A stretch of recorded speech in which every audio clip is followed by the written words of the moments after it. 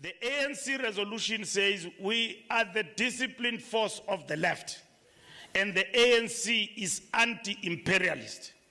We don't believe that we must forsake our sovereignty to another country.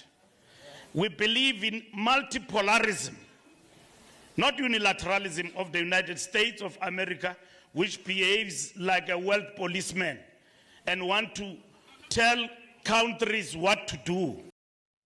Hello, folks. Welcome back. This is Chris in Central Pennsylvania. It did not take long for South Africa's politicians to express their will.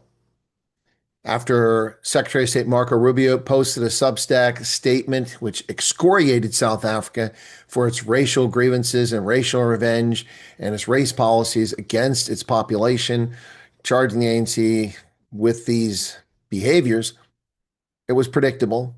Although we must say that President Ramaphosa was somewhat composed and kind of benign in his response, but his little minions are at it. Responding to the criticism, presidential spokesperson Vincent Magwenya addressed the situation, indicating that South Africa had anticipated the U.S. would announce this about the G20. And he said the following: about this time next year, the UK will be taking over the G20 presidency. We'll be able to engage meaningfully and substantively over what really matters to the rest of the world. For now, we will take a commercial break until we resume normal programming. Wow. Talk about disrespectful, asshat, rude behavior and comment. So these are the people who claim the United States are the ones being undiplomatic, when in fact it's these politicians in South Africa.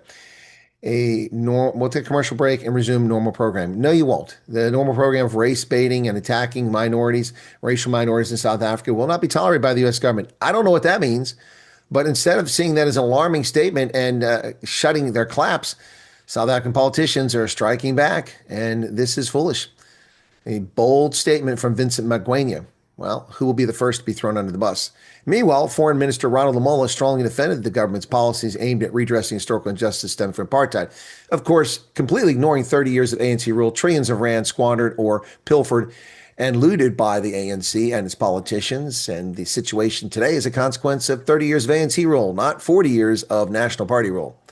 In his response to Marco Rubio, which he published, he stressed that the allegations of racism and a culture of tolerance towards violence against Afrikaners are far from the truth. Well, then please explain the 145 race-based laws.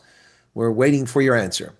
He said, Secretary Rubio, the world is watching. It is growing weary of double standards. It is tired of lectures on democracy from those who seem to have forgotten that democracy, at its best, must listen as much as it speaks. Well, the United States held its powder and held its fire for 10 months.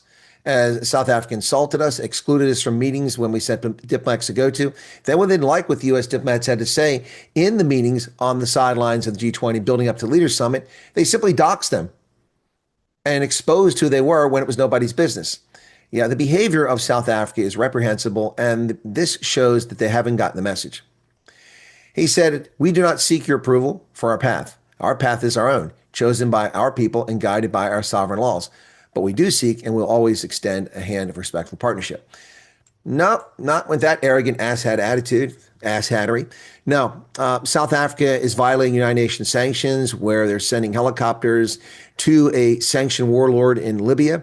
South Africa is a clear serial violator of the Universal Declaration of Human Rights, to which the ANC is a signatory.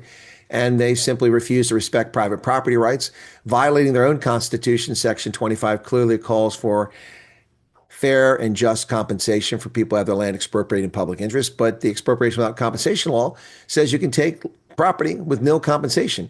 And while they dance around and lie to the world with their racist nonsense, thinking the world is stupid, we've heard them for what they've said.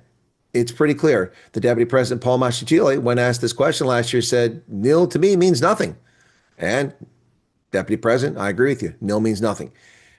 So these two South African ANC politicians are either out there intentionally trying to stoke this issue, or they're just not very bright. Which is it, folks? Are they that dim-witted, or is this simply an intentional effort to provoke the United States? Because clearly they didn't get the last paragraph in that statement. The United States supports South Africans, but not its ANC-led racial government, and will not tolerate this behavior. So what does will not tolerate this behavior mean to you? To me, it means a whole lot of hurt. What do you say, South Africa? Cheers.